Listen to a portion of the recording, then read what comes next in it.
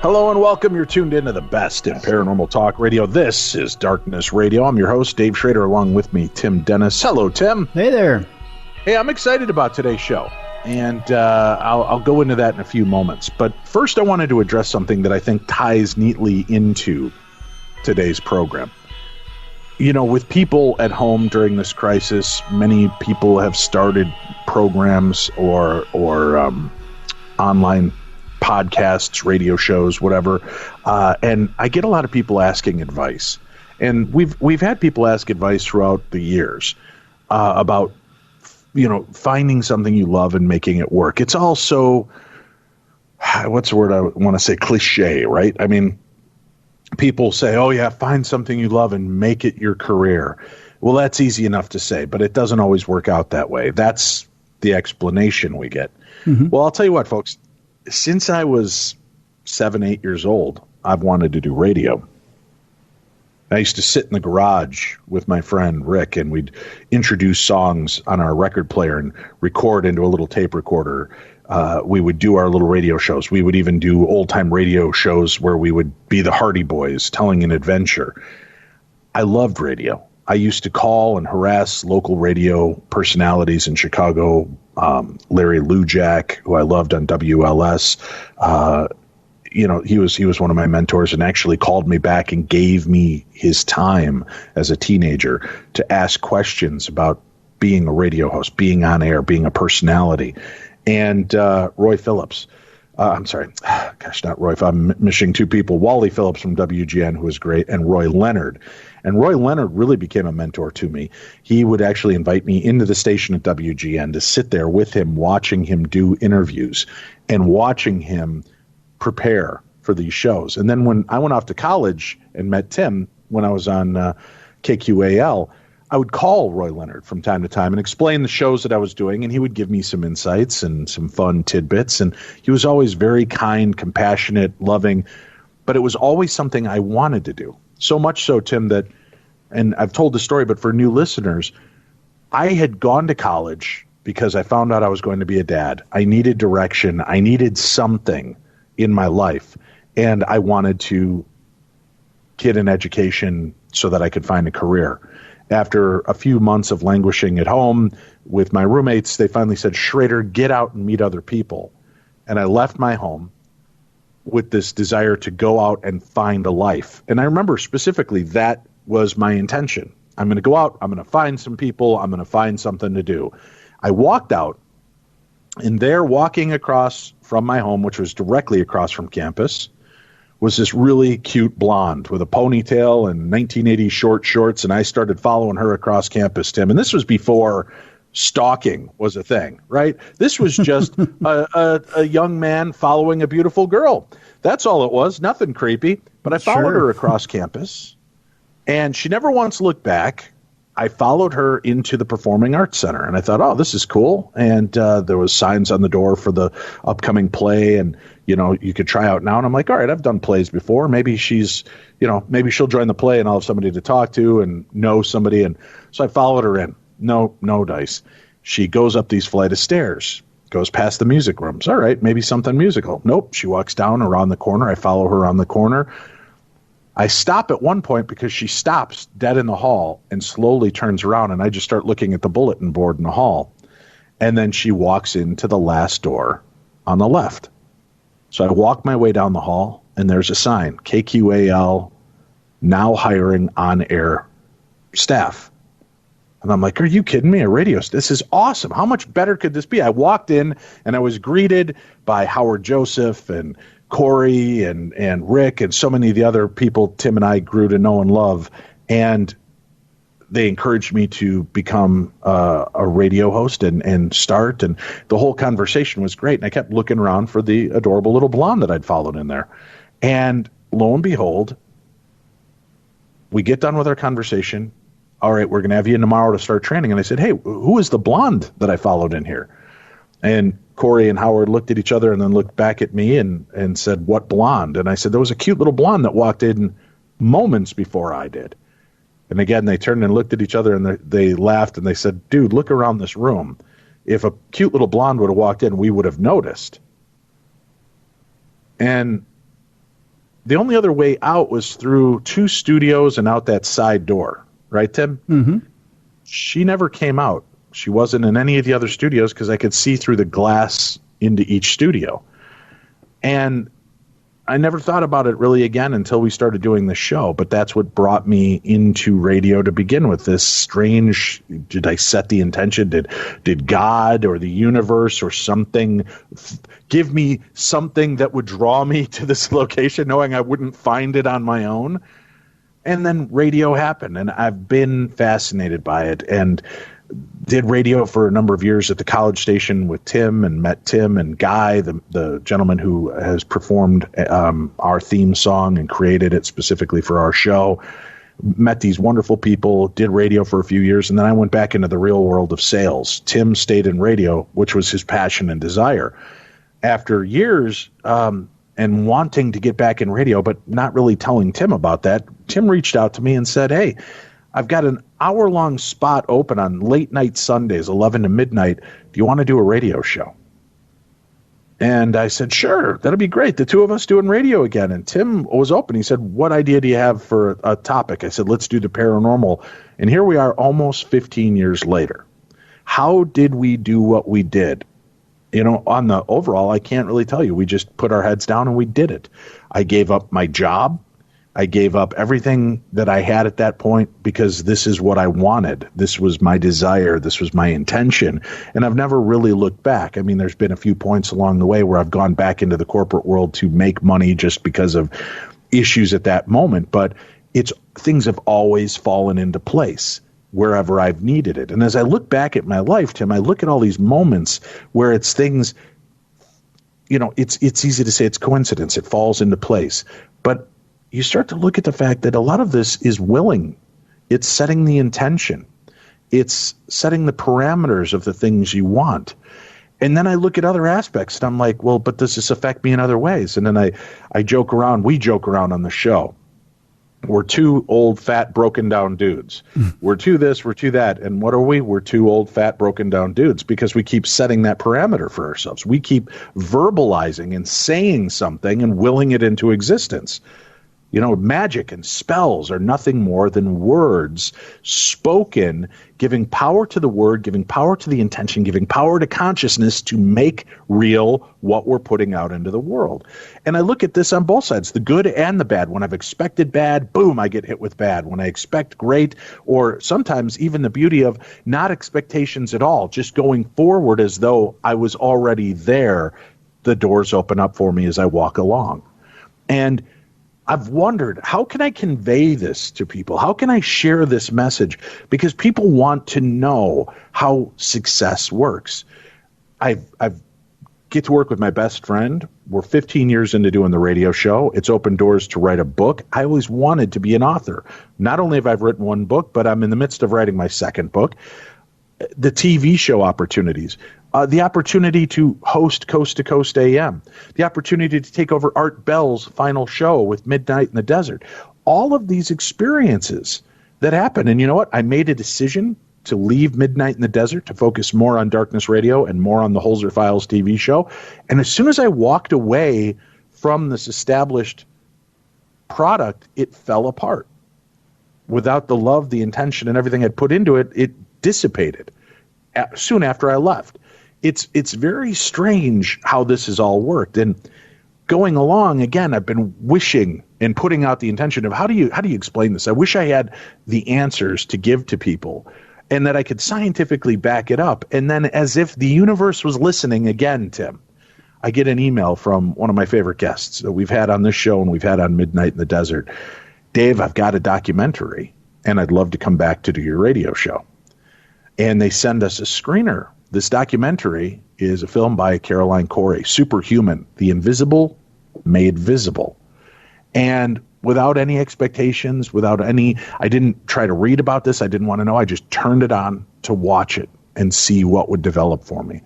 And it is exactly what I've hoped I could find to share with people around the world, the power of the human element.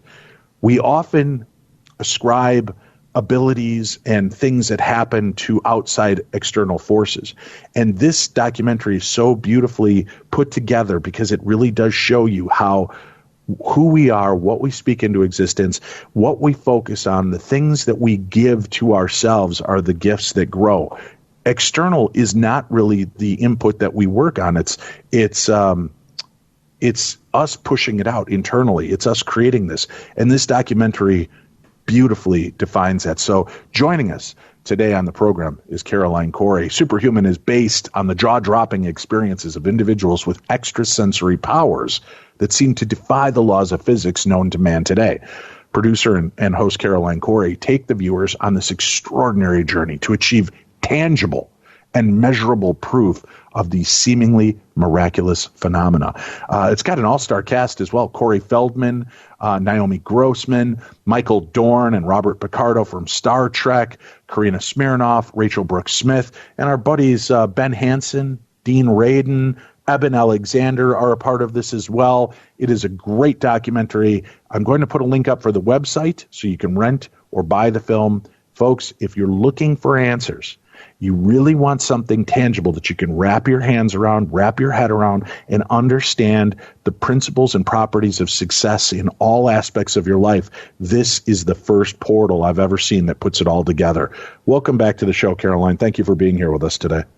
Hey, Dave. Thanks for having me. Oh, my God. I love your story. How it all comes together. So beautiful. I'm very touched. Like I said, it's so wonderful to see something that doesn't, and you look at all the different aspects. You're not just honed in on one element throughout this. It's all of the things I've spoken about and so much more. And I look through my life at all of the things that have gone right, how it's just been these, instead of putting up defenses, instead of putting up walls of the what if it doesn't work, what if, these things seem to evolve. And then where I've had weakness, Tim has been strong. When we've had choices to make and decisions, he sees sometimes through the brick wall that I cannot. And it's there, but we've worked together in conjunction, and we've lifted each other and taken each other to heights that literally 30 years ago, meeting in college, I would have never considered. And here it is. And you've done such a great job of weaving all of these different elements together. So let's start off with that, Caroline. What was really kind of the, I don't know what the catalyst? Word is. Yeah, what was the catalyst for you to put this together and create something so eloquent? Well, if you don't mind, I'll tell my little story that connects it all together, because that's how it started. I was 5 years old, actually, when I started having experiences. I would look at someone and I knew what was wrong with them, what they were struggling with, what was going to happen to them the next day. I would hear their thoughts. I would look on the other side of the wall and I knew what was there, things like that. But I also had an experience at that age when I kind of connected with beings. I saw beings who came to speak with me. And of course, we were communicating telepathically. And so that experience literally set my whole life journey, because not only did I really realize that I could see them, hear them, sense them, understand everything they were saying, but they showed me how we were communicating telepathically, organically, spontaneously. But the most important message was, remember how you're doing this. And in order for you to stay with that connection, you have to ask. You have to set your intention and say, I want this. Now I'm 5 years old, right? So it makes sense to me. So I kind of like frown a little bit, I'm kind of like forcing myself to have that thought. And I kept saying, I want this, I want this, I want this. And so since that time, it kind of stayed in my consciousness that that's how you make things happen, Right. But what got me really interested, about this whole subject is I wanted to know how did this happen? Like, how is it possible that I could see beings that nobody else could see? How could I hear a message, telepathically? So when I started asking these questions, I got into the field of consciousness, the consciousness science and mechanics. Does my consciousness pick up information differently than yours? Are different beings picking up different information? How does it all work? How do we connect with each other?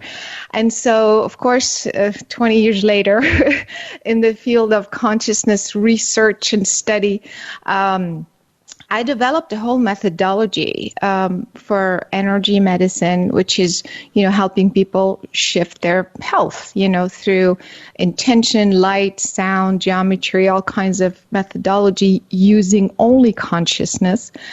And then I started working with scientists because we kept getting validation. We would work through this methodology and, people were healing. They were here's the x-ray before and after. Here's the blood test before and after. Here's the problem.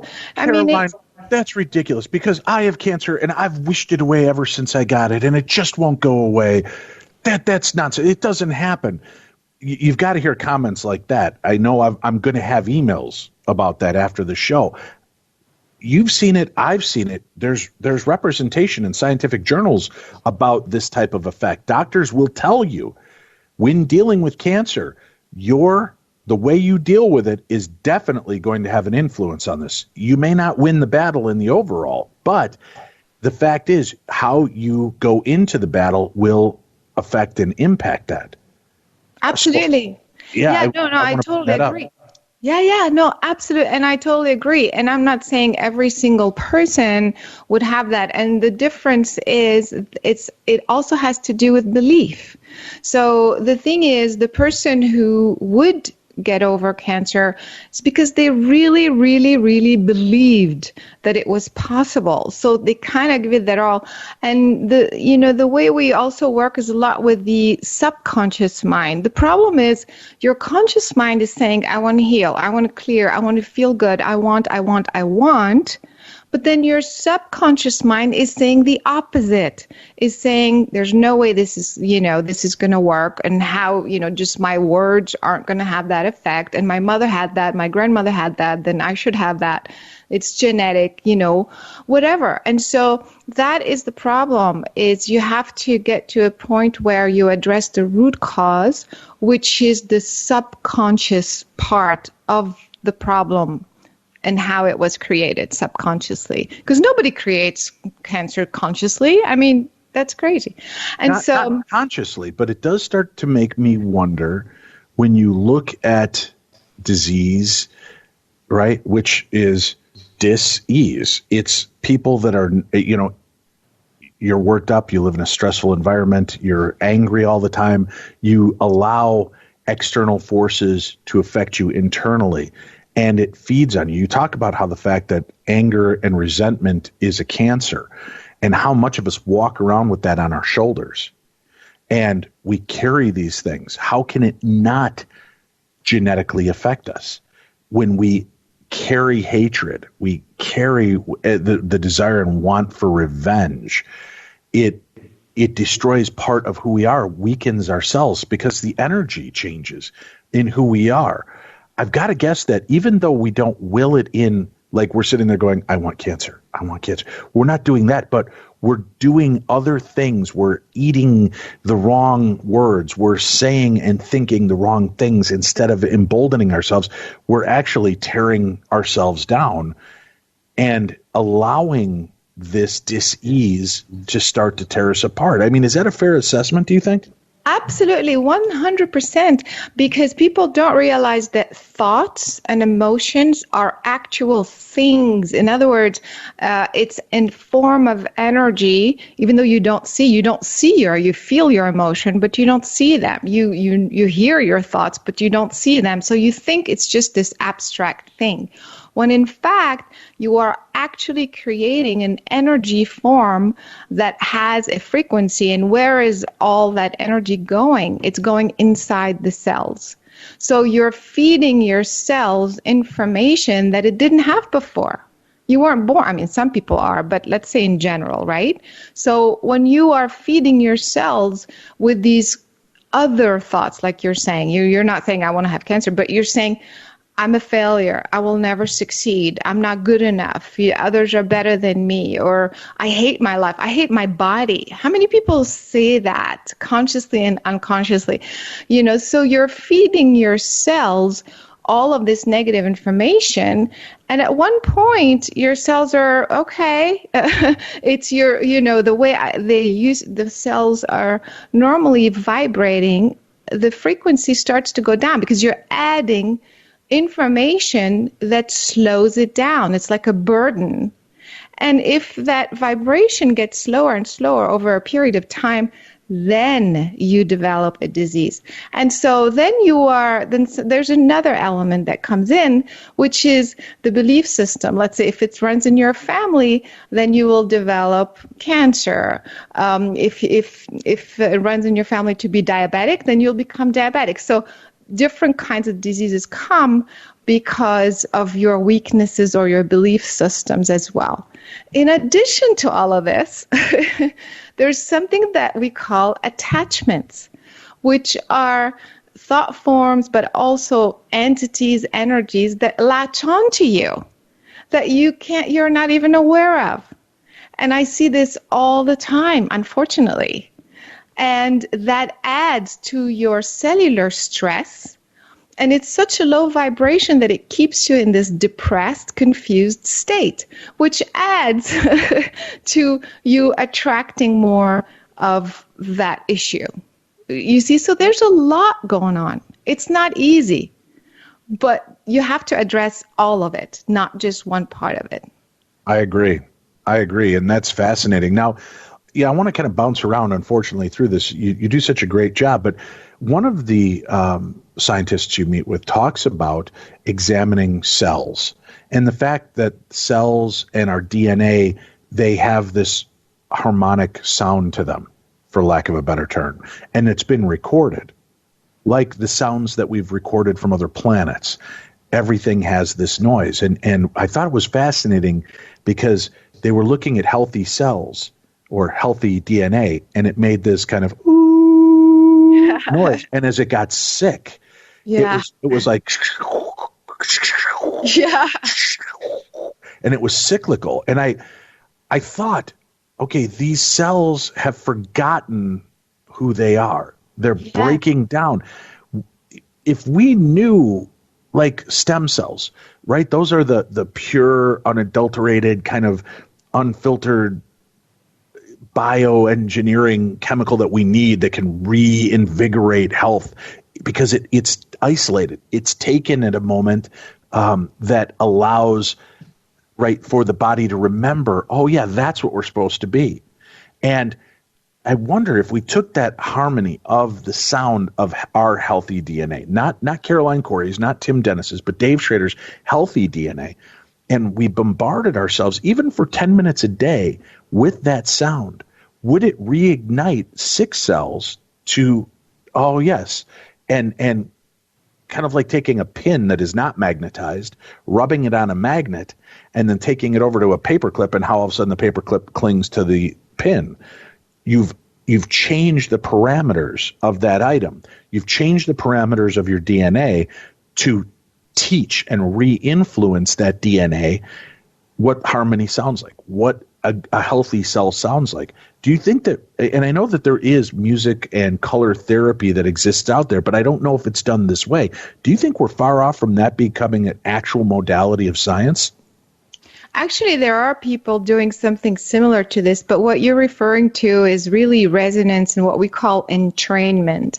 So you're taking the vibration of that is a lower vibration, and you put it next to a higher perfected, let's say, for lack of a better word, vibration. And when you put the two next to each other, the dominant one is going to change the lower one to match its frequency to match it. So it will bring up the vibration that is lower simply by putting it next to each other. So people can look that up in entrainment. This is done all the time. And so I was fascinated when I looked everywhere for a scientist or somebody, a researcher who had knew that the cells had a vibration. But I wanted to demonstrate it in the film. As you saw, Dave, the film is not just about talking about theories. It was about demonstrating and experiments and things like that.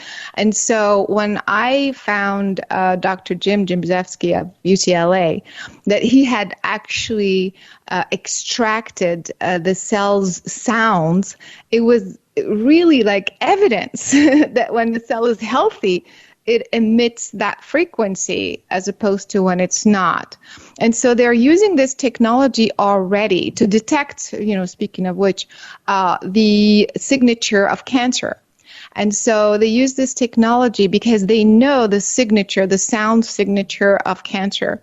And so they can scan the body, if you will, or one cell for that matter, and see if that frequency exists and extract it, or use a technology like you're saying to bombard it with the proper cellular vibration to basically take out the cancer's signature. Does that make sense? It does. It does. And it's fascinating that is a possibility. Well, not even a possibility. It is reality. It just, I don't know that we've caught up to that level yet. And unfortunately, I don't mean to sound cynical. I don't know if the medical community will ever see it, because I don't know if you can trademark or patent that in a way that you can treat it as a medical treatment. You know what I'm saying? Yeah. That it can't be something that people can synthesize at home, literally synthesize. I look at, my mom, who unfortunately lost her battle to cancer, going on 4 years now.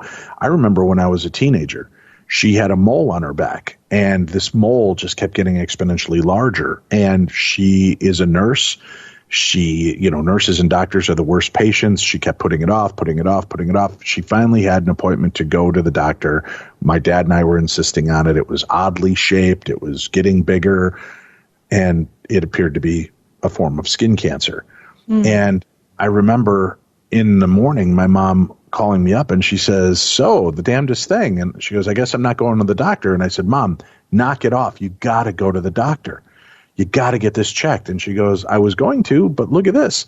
And she holds out her hand, and there's this little like raisin thing in her hand. Mm. And then she shows me her back, and there's no mole. And this thing in her hand is the mole. So how did she do it? I don't know. She said, "I was so concerned. I'm not going to have cancer. I'm not going to have cancer. This is not cancer. This isn't going to get me." She kept saying that to herself. And she told me that. She kept telling me, "I'm going to ignore it because it's not cancer."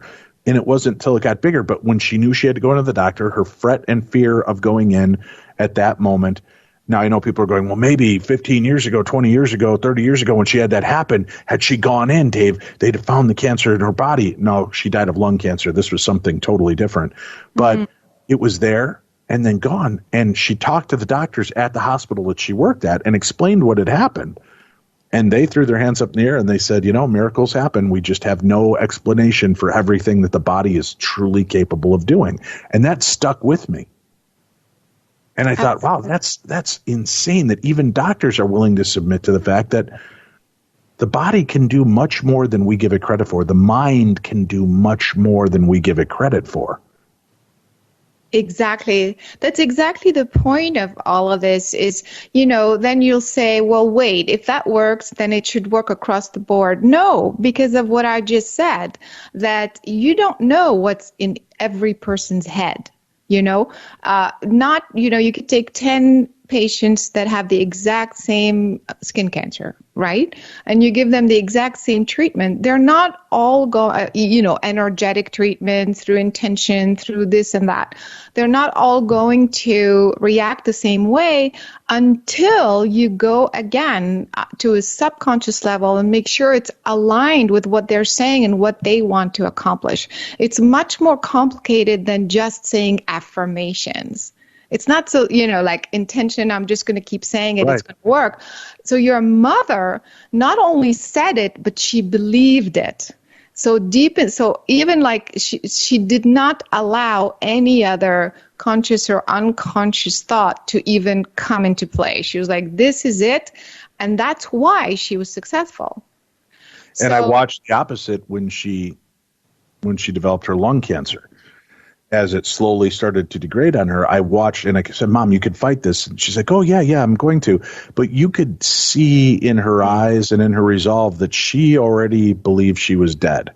And it was just a matter of time. And she said what she wanted us to hear, or she said what she thought we wanted to hear. But I never once believed in my heart that she was going to she kept saying, I'm going to be around to dance with my grandkids at their wedding, or my great grandkids at their wedding. And which would have been wonderful, but you could see she was saying lines that had no meaning to her. She had already resolved herself that this was the end. And,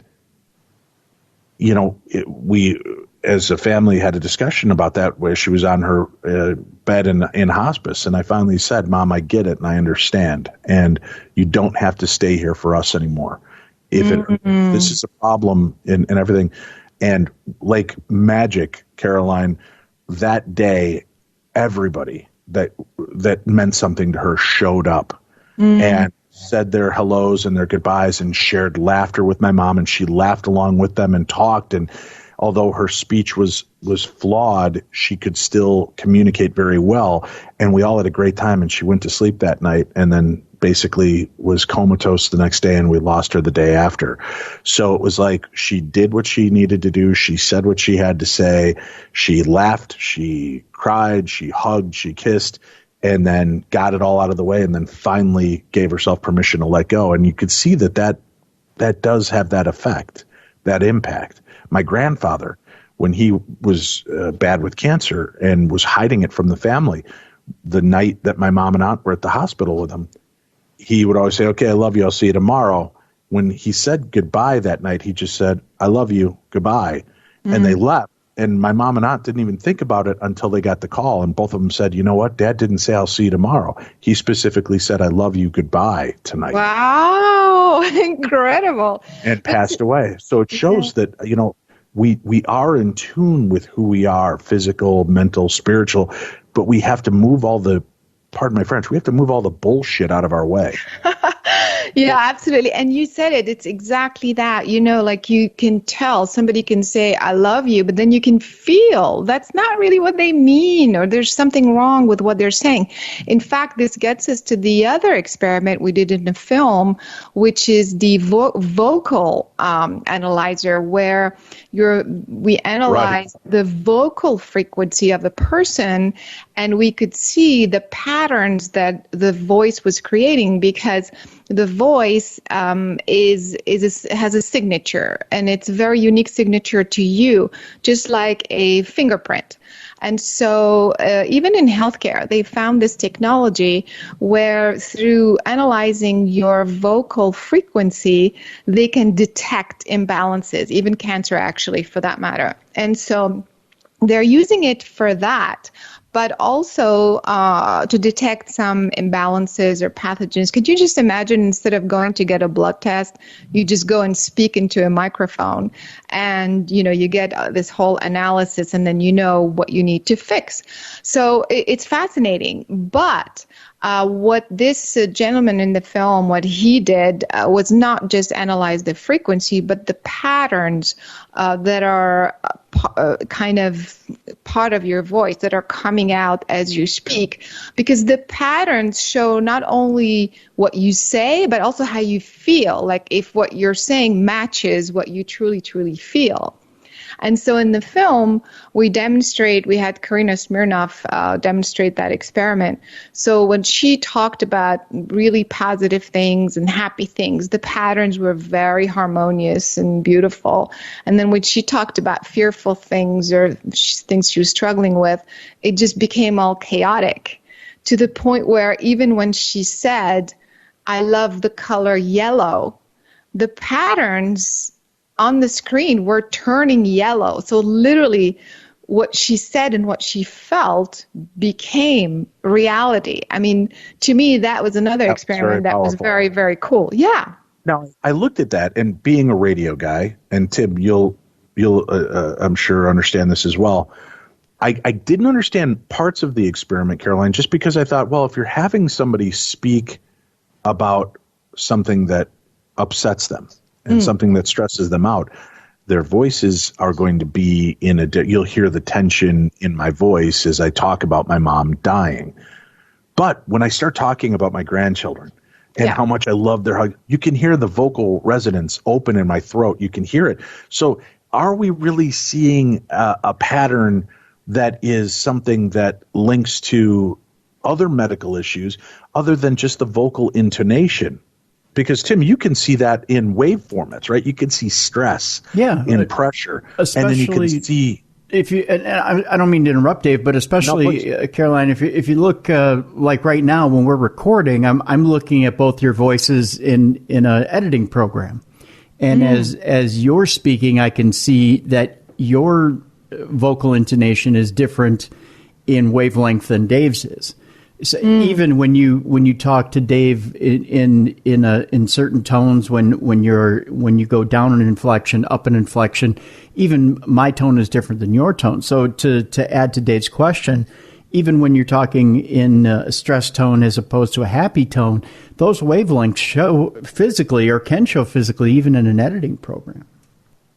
Yeah, exactly. But you see that more as a wave, right, Tim? But so the software that this gentleman created, it was to kind of take the wave, which is kind of linear in a way, and create more of a pattern. So the pattern, if you want, it's not three-dimensional, but it's kind of more, the harmonic of the voice. So there's different parts of the voice and the harmonics of the voice. And so, of course, it's true that if you're talking about something upsetting, you're going to hear it and, the voice going to be cracking a little bit, that's normal. But if you can also detect if what you're saying is truly sincere, obviously when you're speaking about your mother, you can tell and you can feel it's sincere. But if you're talking about, lecturing about something, that's didn't really happen to you, but you're talking about it as if it happened to you, for example, as an example, then that disconnect should also be detected, can also be detected with the software. So maybe, Tim, on your graphic, you won't see that fluctuation. Maybe it's possible. Well, I should clarify too, and I don't mean to interrupt too. When I look at things in a wave, I look at things in terms of volume. So when you talk about in sadness, your voice tends to lower in volume.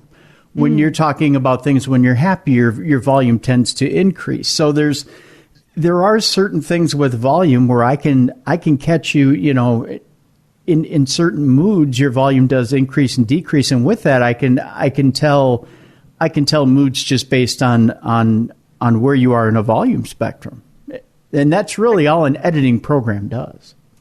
Yeah, but can you tell the difference between authenticity and not?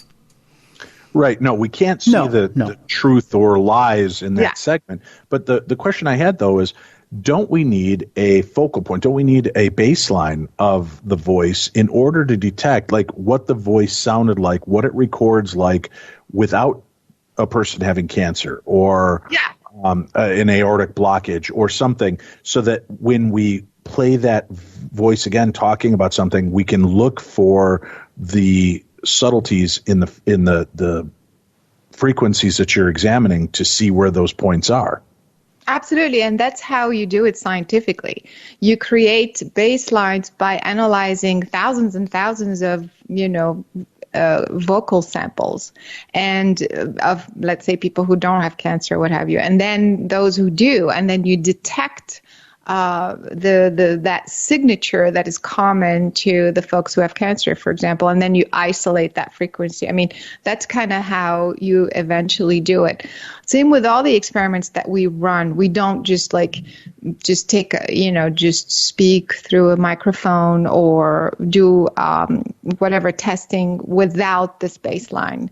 So definitely that's how it works. Same with the pH of water that we did, same with telekinesis, all the experiments we demonstrated in the film. And let me say this, I'm going to keep Caroline from telling all of the experiments. Usually, folks, you tune in and you hear the guests say, but to see that, you have to watch a documentary. Caroline's very willing to talk about this, but I want you to see it, not just hear us talking about it and dismiss it.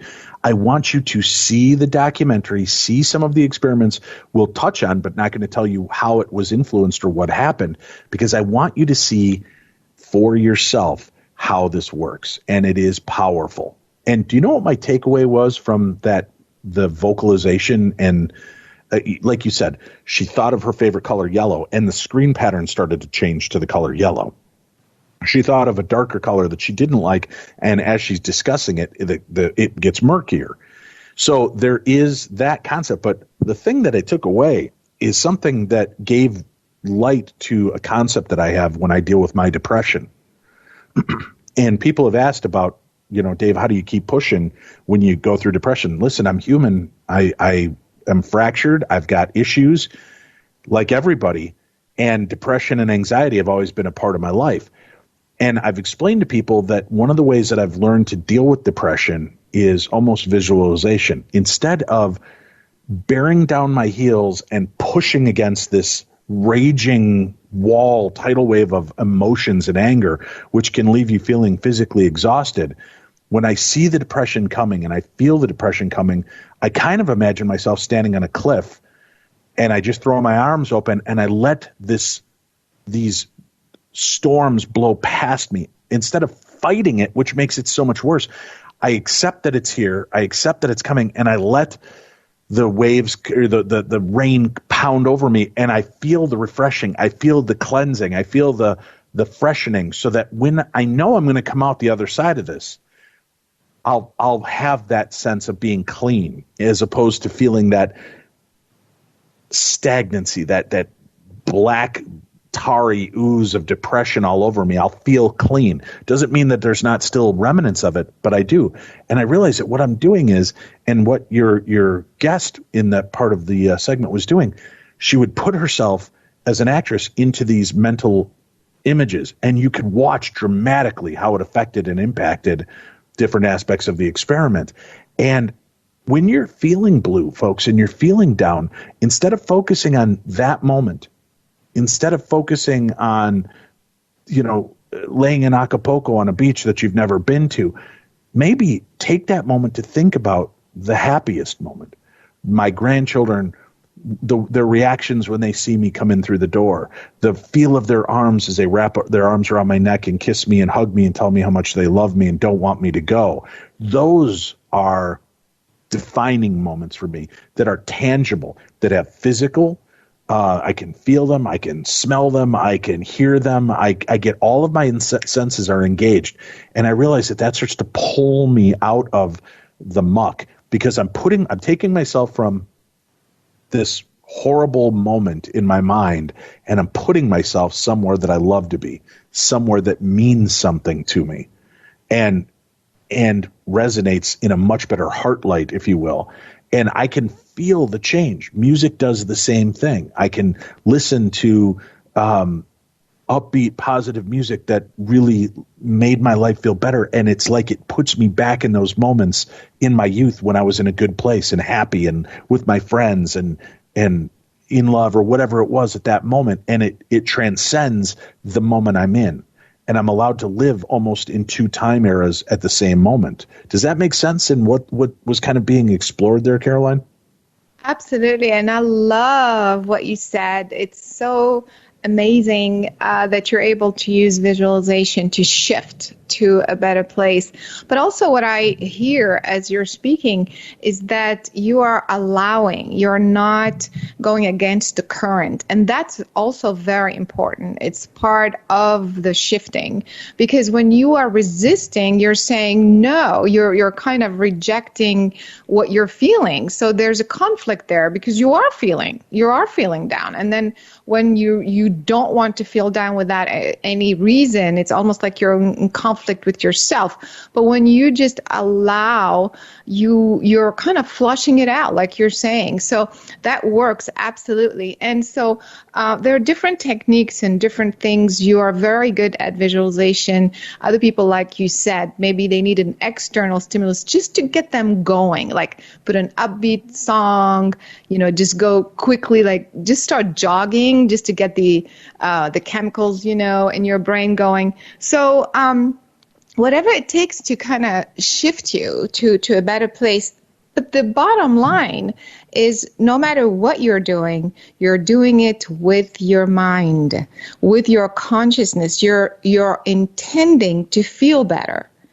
Without that, that is at the core, and the message throughout the entire film is you use all these experiments that we're demonstrating to show that your mind, your consciousness, this intention has a measurable effect on your physical reality. So use it. Plus, it's free. Right. Your mind is there. So whether you want to visualize, whether you want to, grab something that's external to you, what have you, call a friend, anything, but you are the one that initiates the shifting and the healing. Now, I want to address something. I know, folks, you're listening along and you're going, Schrader, you're talking a lot, and we want to hear this guest, but listen, you've gone along this journey with Tim and I for 15 years. You've said that what you enjoy about the show is the humanization of who we are. We're not just a personality on the radio, but that we let you in on our world. I'm telling you my relatable situation so that you see this isn't just some talking head, Caroline Cory, telling us this is how it works. I'm showing you that it has worked in practical application in my own life, and that if it can work for me, who many of you feel connected to, who many of you feel you're like, because you realize this is not something, you're not isolated and alone in your feelings. Other people have had these sensations of happiness and sadness and depression and loss and anxiety and isolation. You feel like you're not alone because you hear Tim and I talk openly about this. That's why I'm sharing these aspects, so that you can see that this isn't just me blowing smoke about a documentary because she's our guest. This documentary puts into play the things that we're talking about. And I want you to see how I'm assessing it into my own life, so that you can see this is something bigger and broader than us as individuals, that we are the catalyst, but working together, educating your mind, seeing these things and how they come together actually can make your life better. And that's what we want to do with this episode. We're going to take a quick break. We'll come back. We've got more with our guest, Caroline Cory. We have a link for the documentary. You can rent or buy it. I suggest you buy this and you share it with your friends, family, relatives, have them over, your kids, because it's going to be fascinating for the kids to see. It's not going to bore them. There's science, but they're going to get to see the physical scientific manifestations of thoughts, of dreams, of ideas. And this is something that all of you can work on and see together. Superhuman, the invisible made visible. More when we return right here on Darkness Radio. Adopt US Kids presents What to Expect When You're Expecting a Teenager. Learning the lingo. Jelly. Jelly adjective. Jelly is a shorter, better way to say jealous. As in, Chloe, I am like so jelly of your unicorn phone case. You don't have to speak teen to be a perfect parent. Thousands of teens in foster care will love you just the same. Visit adoptuskids.org, brought to you by the U.S. Department of Health and Human Services, Adopt U.S. Kids, and the Ad Council. There are everyday actions to help prevent the spread of respiratory diseases. Wash your hands. Avoid close contact with people who are sick. Avoid touching your eyes, nose, and mouth. Stay home when you are sick. Cover your cough or sneeze. Clean and disinfect frequently touched objects with household cleaning spray. For more information, visit cdc.gov/COVID-19. This message brought to you by the National Association of Broadcasters and this station. Caroline Cory, our guest today. This is a film by Caroline Cory, Superhuman, The Invisible Made Visible. This documentary, I cannot convey enough, is important, and you should see it. And you should share it with your friends, family, relatives, neighbors, enemies, everybody. Because I think if everybody started to take a look at this, we've spent so much of our COVID time watching mindless brain chatter with Tiger King and Don't Fuck with Cats and these other documentaries that are train wrecks of humanity in front of our eyes, that it's now time to purge that and repopulate the brain with something that you can actually use in this time when we have more time to ourselves now than ever. This is an amazing coincidence for this documentary to come out at this point, because if we can share this, we shared all these other ridiculous documentaries that were fascinating to watch because of watching The Human Element. And let's face it, we watch them because it makes us feel better about ourselves. Thank God, no matter how bad our lives are, we're not those people. And watching this freak show unfold, in this case, you get to watch something that if we put 1/10 that energy into sharing with the rest of the world, these type of programs can change the world and can change the people within it. So please watch this documentary, contact Tim and I, let us know what your thoughts are about this, what resonated with you. Call our Voices from Beyond voicemail. Tell us what your thoughts were on this documentary. We want to hear from you, 651-300-4977. And we're going to talk about this documentary again in a few weeks. I want you all to have had a chance to listen to this episode, watch the documentary, and call in and tell us how it affected and impacted you. Will you be sharing this? I want to hear good, bad, and ugly on what your thoughts are on the documentary so we can understand what you might have missed or what didn't resonate with you as well. 651-300-4977. But I challenge each one of you to try this. Do it for yourself.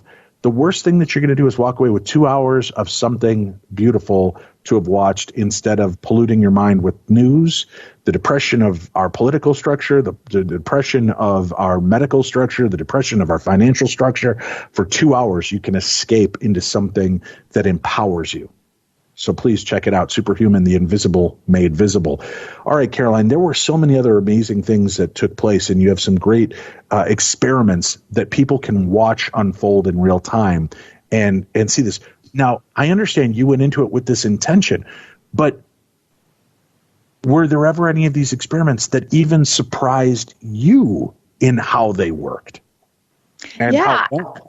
Yeah, absolutely. Like I mentioned, I've been working with these scientists for about 3 years now and having very measurable, repeatable results. For example, changing the pH in water, moving an object, and things like that. And again, for those who are listening, scientifically done, therefore creating baseline, repeating the exact same pattern, so on and so forth.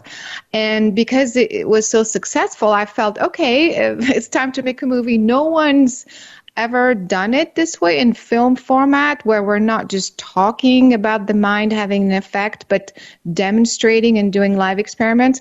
But because I had done it so many times, I felt, oh, this is going to work. I'm just going to trust it. But like you said, as we are filming, all kinds of things start to happen. And don't forget, we have cameras around, we have lights and equipment, sound, people walking, production assistants moving around on the phone, scheduling things. So it is not the most calm or conducive to concentrate and do an experiment. And yet with that, I wanted to invite people who had never done anything like this before to see if even under those circumstances, we can still manage to demonstrate that. So that's why I invited random folks and also some recognizable names to do it live. And one of them, one of the most striking one was Rachel Brooke Smith. She did an experiment, the telekinesis experiment. Well, both experiments were mind-blowing. Yes, she did, yeah. Yeah, remote viewing and telekinesis. But the telekinesis was very visual.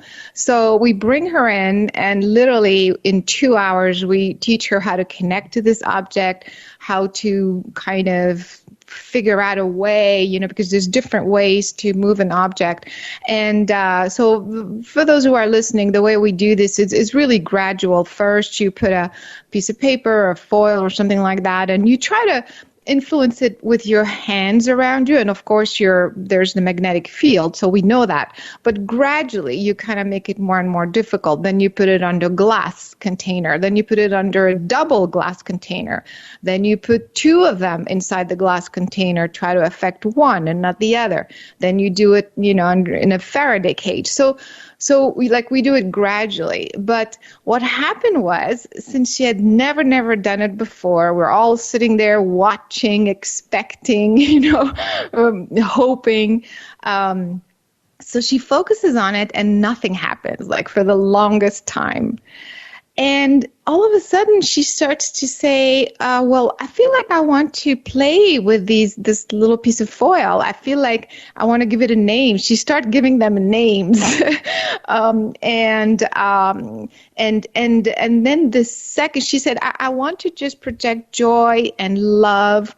And the second, Dave, the second she says love, that thing starts to move like crazy, and it just never stopped. And we're all, and we were all looking at this thing, because for the longest time it was totally still. And so, it was just mind blowing how powerful that was to witness it when she kept trying and nothing was happening. And so even the crew at the end of this shot, this scene, came out and said, oh my God, did this just happen? And it was sealed under a glass container. And then she did it later, even more difficult. But that was kind of very, very surprising and really interesting. Same with the remote viewing. Right. And now, working on the TV show, I'm a part of the Holzer Files. I go with Cindy Kaza, the medium. And I'm so excited. I'm going to tell her to watch this documentary, and I'm going to tell her to have you on. I know she loves to do conversations on her live feeds on Facebook and on Instagram. But I think that she could bring another level of this to you as a medium. I wonder now how much of what she's doing is a form of remote viewing as opposed to, or maybe, listen, we as a people, we want to pigeonhole. We want to put things in a compartment and make sense of them. So we give it this terminology. I'm wondering if this is really, if psychic mediumship is remote viewing, and remote viewing is a form of psychic mediumship. Although remote viewers will tell you they're not psychics and mediums, at least most of them, it seems to imbibe the exact same type of ability to see through the veil of time and space and location and distance, and be able to effectively pick up on moments that took place there, uncanny moments that we can actually document and verify did happen. And sometimes I'll go into a case with Cindy, and I'll know this case backwards and forwards and upside down, and she'll begin spouting off information that I'm rolling my eyes thinking, boy, she couldn't be more far off from the truth. She couldn't be any further away from what is going on here. And then a day or two later, I will arrange an interview with a historian or somebody who doesn't know Cindy, hasn't talked to Cindy, has no connection to Cindy, and I will start asking questions. And 9 times out of 10, they'll either offer the information up on their own and say, well, this happened once, which corroborates exactly what Cindy was picking up on. Or at the end of the interview, I go, can I ask you something, Caroline? Cindy was picking up on horses inside this house. Why? Oh, actually, that's funny that you bring it up, Dave, because the owner was very eccentric and loved her horses, and the horses came inside at night to sleep in the house. So she did. And you're like, well, what does it have to do with the main scope of this case? It didn't, but it just shows you even more how precise she's getting to that connection, to that moment in time, to that history. So she will give these isolating moments that we can corroborate to let us know, yep, she is picking up on the right area at the right time. And that's something that wasn't necessarily documented or was only in the private diary, which is in a historic center somewhere that hasn't been opened, except for through the historian. So it's just fascinating to me to see that. But what's your concept of remote viewing and psychic mediumship? Do you think that there is more of a correlation between what those are and what they're actually experiencing? Yeah, I mean, the idea is we're all plugged into a collective consciousness and a unified field, and we retrieve information differently, the way that's most comfortable for us. Some people feel the information. Some people see like a video playing in their head. Some people hear information. So everybody receives information differently. So that's why psychics and mediums have their own methodology. And sometimes they're communicating with a being that is their spirit guide or what have you, that's telling them or showing them, reflecting that information. So the way I learned to make the difference, the way I make the difference. So for example, for me, I also have my own methodology to pick up information, read the information, regardless of time and space. And I know when there is a being there and when it's just me picking up the information. So all this to say that some people do it organically without kind of knowing how, and others use, like I said, the help of someone else, a deceased relative sometimes.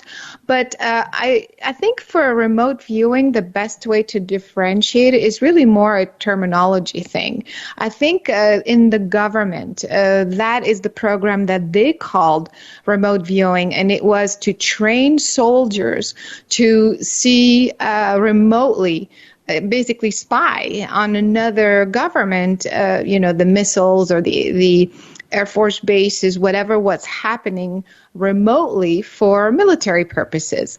And their technique is very different than mine or other psychics, because I tried it and I could see the difference. So the way they teach you is basically you just they give you coordinates. And so, you don't know what's there, and you're supposed to just pick up the information that are related to this coordinate, and you let your subconscious mind pick up whatever you pick up. So it's almost like your subconscious mind is supposed to know everything, and you start getting a visual of something or a sensation of something, and you write everything down, and you start sketching. So it's really a method of retrieving information. So that's what I call remote viewing. But for me, it's very different. For example, if somebody gives me a coordinate, I feel like I actually expand and extend my consciousness and I travel there. I'm not out of body. That's a different technique. But I am stretching my consciousness through the time-space continuum and through the planetary grid, and I basically land, so to speak, there, and I can see everything. And because I can see it, I'm also merged with the information so that I can feel and understand what's going on. So it's really... the common denominator is you're picking up information from the unified field, and remote viewing, I would say, is just one of the methods. And also it's different. For example, like I used to help the police a long time ago locate missing children. So in this case, you don't have coordinates because they don't know what the kid is. And so you're not tapping into some Russian, Air Force base or something. So, no, but the coordinates become the person. Right? Exactly. Like in your remote viewing session, they didn't give coordinates. They gave your friend you. You became the coordinate. All I have to do is connect with Caroline. I'll feel vibe off of what she's doing. And you can watch the documentary to see how close the experiment was. But it's pretty compelling information. Yeah, exactly. So that's another way. So it's still coordinates in a different way. I mean, we didn't show everything in the edit room, but what happens is that the coordinate is more a reference point, and the experiment that we did in the film is called the Outbounder Experiment, where I would go to a remote location, and then Rachel, the person who's learning the technique, just tries to pick up on where I am, what I'm doing, what the location looks like, feels like, what she picks up as sounds, all kinds of things. And that's the experiment that we did in the film. And like you were saying, in terms of details, she picked up on things that weren't supposed to be part of the experiment, which tells us that she was 100% tuned into, what I was doing, into my consciousness, and exactly what I did the entire time. It was mind-blowing. This reminds me of a theory I heard when I was a kid, when I was a teenager, called the Spiderweb Theory. And I had a friend of mine, and this really still stands out to me because I was maybe a freshman in high school. And you know how you sit there and all of a sudden you just kind of phase out and like you're there, but you're not. Your eyes are focused somewhere off in the distance. Yeah. And there's nothing going on. And you even think there's no thought going on. There's nothing going on. And I said, God, I wonder why I do that. And my buddy said, well, it's called the Spiderweb Theory. And I go, what's the Spiderweb Theory? And he said, a spider builds the web. And when a fly hits it, it sends a ping through the web so the spider knows where the food is. So what you're doing is your consciousness is going out for a few moments, pinging the spider web to see where all your friends and family and important things are to know if there's any problems. It's like a sonar or radar for your consciousness. And I looked at him, I'm like, dude, what are you smoking? And how come you're not sharing any with me? But that stuck with me and resonated with me because you think about sometimes when you do that and all of a sudden you kind of get this overwhelming sense of dread or you get a sense of euphoria and then you find out 2 seconds later, the phone call, and it's the person you love or a friend you haven't heard from in a long time. Or you get that sense of dread and you find out that, grandma passed away or something occurred. And it was in that moment when you were gone, you weren't tethered strictly to your physical form, that your consciousness went out and reached out to everybody and checked in on them for that moment. That's an interesting, go ahead. Yeah, and I was just going to say, I mean, that stuck with me. And I think that's kind of a form of what remote viewing is that we're pinging the spider web. We're using that echolocation of a bat to kind of ping and see the outline, that radar outline of what it is that we're looking for, getting that sense. And when you step away from yourself, that moment when you phase out, you're not trying to do it. It just occurs. And when you just, because I took that away from your documentary as well. It was in the moments when not when you're trying, but when you're beyond the moment of trying that things start to happen. Exactly. When you just let go. Yeah, it's an interesting way of looking at it. Or, to me, it's the idea is that we have the physical body and the physical brain, and it's tuned into a specific frequency range. We see certain colors, we hear certain range of sounds, but we're not just our physical body. So our consciousness expands and extends beyond that. And the consciousness is unbound by time and space. So your consciousness is everywhere.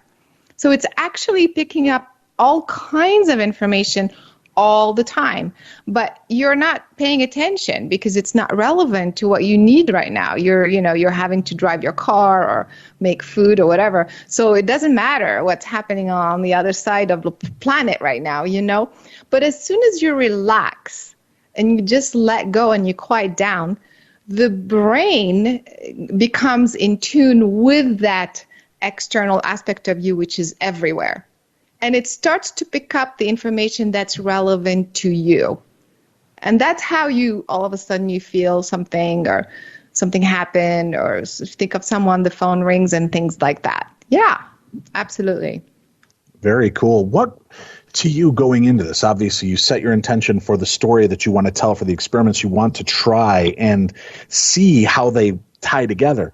What were some of the most surprising moments to you in putting the story together? Yeah, like I said, how incredibly fast people were able to learn and do it when they had no prior experience at all. And again, under the worst circumstances of filming with cameras and strangers looking at you. So that was I was very pleasantly surprised, of course. And also, some people said, well, as you're filming, how do you know it's going to work? And this is kind of the part where I truly believed that, and of course you can basically do the scene over and over, but we were able to capture things pretty much right off the bat. And I attribute that. So it surprised me how quickly, I want to say, it came together, how quickly people were learning. And the most mind-blowing thing, obviously, is the kids and the adults that I've found doing the blindfolds. That section of the film, to me, is the most convincing, validating that you can pretty much do anything with your consciousness, with your mind, to a point where even a blind person can relearn how to see. You can change if you're visually impaired, you can do all kinds of things that seem to be totally impossible, seeing behind your back and things like that, simply by reprogramming your brain. That was very, very fascinating and very surprising. It all was. And I do have an article I'm going to send you. We talked about last week on the show about a syndrome, but I don't want to talk about it on this show. I'll just send you the article. I'd love to chat with you about that article once you've had a chance to read it. Maybe we can even revisit on the show with your thoughts on it, regarding kind of a version of what you just discussed. So I'll just kind of put that seed out there for you, and then we'll connect again here in the future and talk about the documentary. And maybe once we've got a bunch of people responding to the documentary, we can have you back on and we'll discuss a little bit more. And so, folks, if you have questions for Caroline Cory and you want to call in with those questions as well, we'll try to address them directly in the upcoming episode. And then we can talk about the article. Would you like to do that with us, Caroline?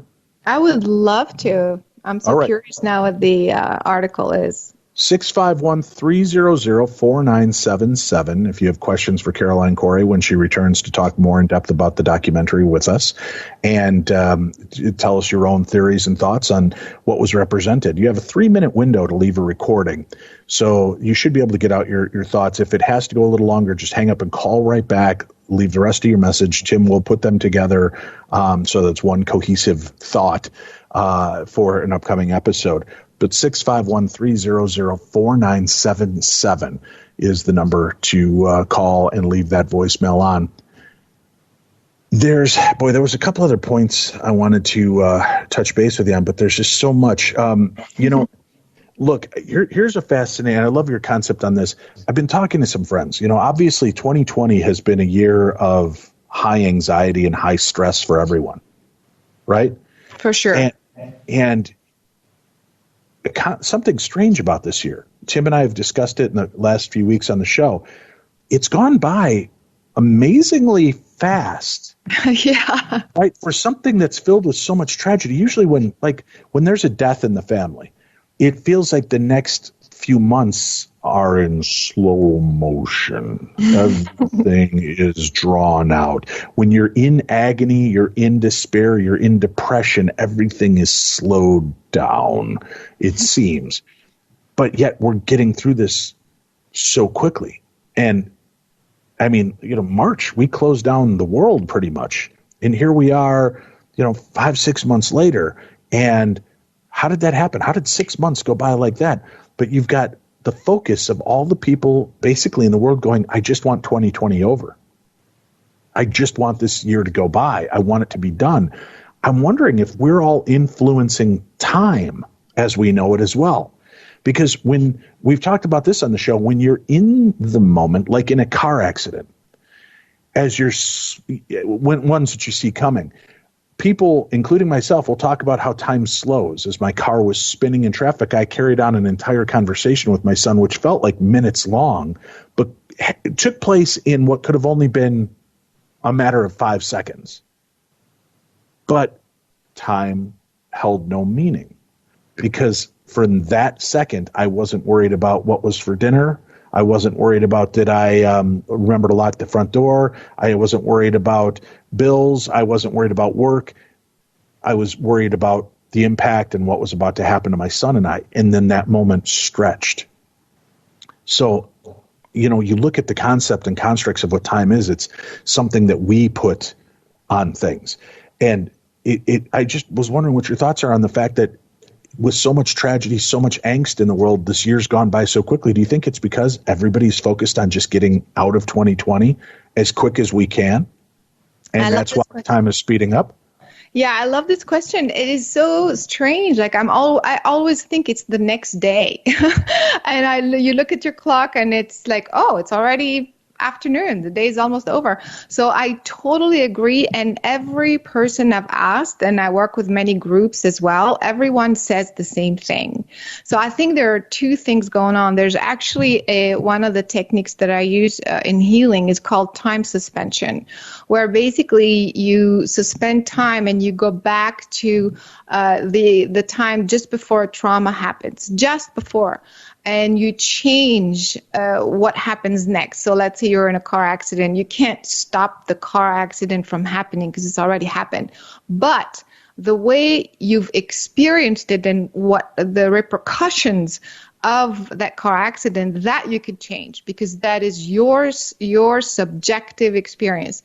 And so I noticed that when we do this methodology, you basically shrink down the potential outcome. So instead of, let's say, if you break a leg or something, and it technically should take you, 6 months to recover, but by doing that, you shrink it down to maybe 3 months or 2 months because time is malleable and you are working with your experience. So again, your subjective nature can affect how you're going to feel. So that's one aspect of it. And so I totally agree that on a collective basis, when everybody's focusing on the time component, then you're suspending time, so to speak, and wanting it to shrink down. And then you have this daily kind of experience of time going fast. But on the other hand, I also think there's something bigger happening on a galactic level. Now, this is a cosmic level. I can't prove it to you, but perhaps some things are being shown. The way the solar system is changing, is rotating with the magnetic field around the planet itself. Because our pineal gland is absorbing the light from the sun.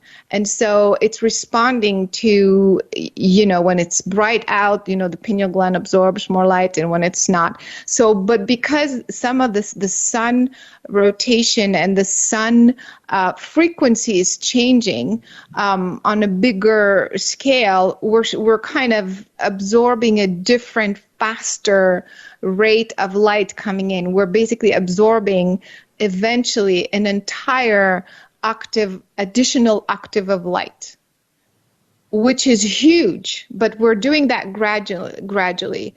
And this means that we will be able actually to do things and see things in the future that are currently, for example, invisible or hard to detect. And so that's what's happening, and it gives you the illusion that things are happening very, very fast. Does that make sense? Yeah, completely. So it's like you're absorbing more light faster. And so this will, and this started in 2020, the beginning of the year. And this will continue on over actually several decades, because you can't add the whole octave of light in someone's brain overnight. So it's kind of like this is the beginning of it. And because it's drastically different from the way we absorbed light until 2019, it feels very different. But eventually we'll get used to it, and it will get faster and faster. Caroline, this is a remarkable documentary that I hope the world will share with one another. I hope that people will embrace as much as they've embraced these other more ridiculous documentaries that have been out there. I hope that they will share this information, educate themselves, and educate the people that they love and care about, because I think that more programs like this need to be seen by bigger audiences, by large groups of people, because if we come together, these are the moments. And Tim, we've talked about on the show, the aliens, when the aliens feel we've come together, then they'll reveal themselves. When Bigfoot feels that the world is in harmony, well, listen, if we want to get there, this is a great starting point. this is a great moment to share. And I can't imagine what the world would be like if everyone took the same passion that they put into watching Tiger King and these other more ridiculous documentaries and put it into this, because this will be something they'll take with them for the rest of their lives. I so appreciate you say that. And also, that's exactly the idea. More than ever before, during these strange times when we're all isolated and limited and things like that, this is the time to kind of take back your power and empower yourself with the power of your mind, the focus of your mind, because your mind is creating your experience. I agree. And we don't have to be a victim to ourselves or to the world. We have the power to unlock this, what we consider now a superhuman set of abilities that are really just human abilities that maybe we've forgotten. Some of these things that have been covered in the Old Testament and New Testament and other religious texts that we look at as forms of miracles, as forms of power. Even Christ says, you can do what I can do. Right? And more. Right. So the concept is that we are so capable of so much. And there are so many people hurting in the world right now. And you may not see an immediate change in your life, but I can promise you that if you adapt to the doctrine that's taught in this documentary and you start to utilize different aspects of it, I firmly 100% believe in my soul that it will change you and change the world around you. So check it out. Superhuman, The Invisible Made Visible. Let us know what your thoughts are on it. You can email them to me, dave@darknessradio.com. You can email your questions to me for Caroline Cory for a future episode, or you can call in and we can hear your lovely voices addressing these things, 651-300-4977 on our Voices from Beyond voicemail. Caroline, before we say goodbye, is there anything else that you'd like to leave our audience with? Yeah, I mean, I feel like this documentary, it's never been shown this way before. It's really validating all these concepts you and I have been talking about. And so people can just play with it and just try. You know, we've shown how the mind and your intention can change the pH in water. So your body's made of water. So next time you have a stomach ache, for example, just give it a try. Nothing's going to happen. It doesn't cost anything. So try to shift the chemistry of your stomach maybe. Or if you have a headache, just try it. And by just doing these little exercises, then try to play with, spoon bending or telekinesis. It's not about these objects. It's about you. It's about what you had to do to manifest this result. And if you manifest it on a piece of paper, if you made a piece of paper move, it means you have a measurable effect. So use it on your body, use it on your mind. And if we, like you're saying, if you do that for yourself, then you can start doing it for your family. Then you can start doing it for the world when groups come together. That's been proven scientifically, the power of prayer. It's the exact same thing. Is the intention is shifting the outcome of physical reality. So I just hope that people will just have an open mind and just be empowered enough to give it a try. And listen, I want to address something, and I don't want to. I'm trying to figure out how to say this sensitively. We've been doing prayer and healing requests on this show for 15 years, and we've seen some startling results. Many of you, how do I want to present this? Many of you will treat Tim and I like we're holy men, and you'll specifically write to us privately and ask us to pray for you and to pray for your family, but you don't want it public. It's as though you're empowering us to have this superhuman ability to make things better for you. You can do it. You can ask in a public way, or you can pray for yourself or pray together with your family, your friends, whatever. That doesn't mean you have to stop asking Tim and I. But there are points when people ask, I wonder, well, you realize I'm not an ordained minister. I'm not a religious leader. I'm Dave Schrader, who hosts Darkness Radio and stars on the Holzer Files. I will share these things, but when you ask for the private prayers, I'm always happy to do it, and I do each and every one when I see them that you request privately. But I want people to stop feeling like they don't have power in their own lives to make changes, to reach out, to ask for help from God, the universe, Mickey Mouse, Ronald McDonald, whoever you believe in, whatever your faith gives you those steps towards. And you can do this. You can ask. You can put yourself into these moments. And it's not just in asking and seeing the prayer itself. What we talk about is something called, it's beyond visualization. When we talked about the fires, and you've seen the results on the show, folks, when the intention of our audience has come together over the years, and there were raging wildfires with no rain on the horizon, and our show came together with our audience around the world on a specific day and focused time, rain came. Sometimes so much rain that it caused more damage.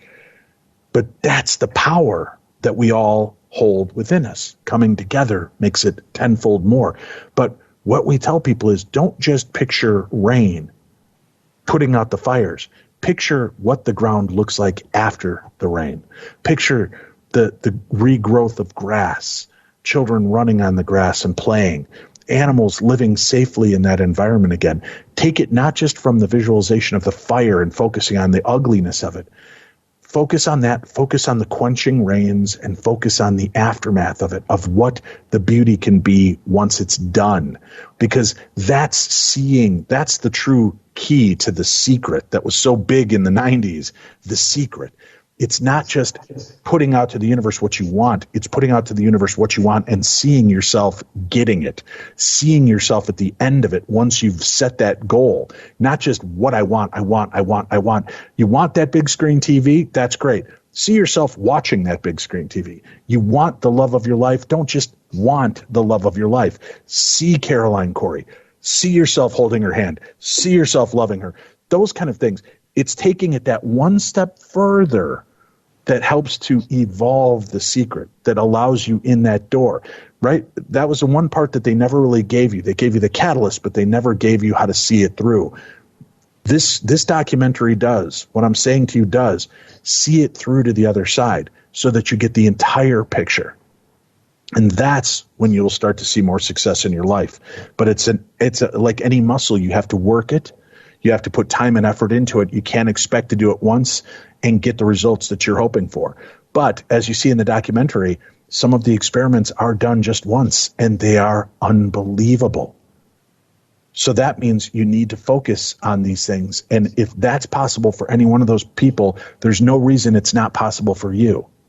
Stop limiting yourself and saying, but I don't have those abilities, Dave. I'm as psychic as a doorknob. I'm this, I'm that, I'm the other. You are what you believe. You are what you talk into existence. So if you believe that this is what you are and that you're limited and you'll never succeed, you'll never get the things that you want or desire, then that is the life that you will continue to create. And you'll continue to put walls up around yourself that will keep you from getting what you want. But when you see the potential of what you want and what it'll feel like to have it, see it, be it, achieve it. And that sounds corny, but it is reality. I am a living proof of that. Tim is living proof of that. Our lives aren't perfect. It doesn't mean that it works in every element, but I can tell you the things that I've focused on most in my life, I have. I wanted a big family. Between my wife and I, we have 11 children. I wanted the love of my life. I married the love of my life. I wanted radio. I got radio. And I got it with my best friend. And it's 15 years old. And I've gotten opportunities. Tim's gotten opportunities. Things happen because we continue to move forward and see it. So I hope that you'll take what we've said today and what this documentary can teach you, and you'll start to see a new world surround you. And we can all truly get through this new, what's the word I'm looking for here, this new normal. And we can restructure the new normal into something that's livable for all of us. So Caroline, thank you again for doing this documentary. We'll look forward to talking to you again soon and going a little deeper. Thanks so much for having me. You know, I just loved every minute of it. I love your energy. I love what you're doing. Thank you so much for being out there and speaking your truth and bringing this very profound and empowering and timely message. Thanks so much for having me. thank you. And thank you for tuning in and allowing us into your life. And I hope that you've spent the entire time listening to this program and that you'll revisit on an occasion this episode and share this episode. If you never share another episode of Darkness Radio, that's fine. Share this episode and share this documentary. Superhumanfilm.com is the website, superhumanfilm.com. You can rent or buy it there. We have a link for it in today's program guide. Thank you all again for being part of our world, and we'll see you again right here next week on the best in paranormal talk radio. That's Tim, I'm Dave, and this is Darkness Radio.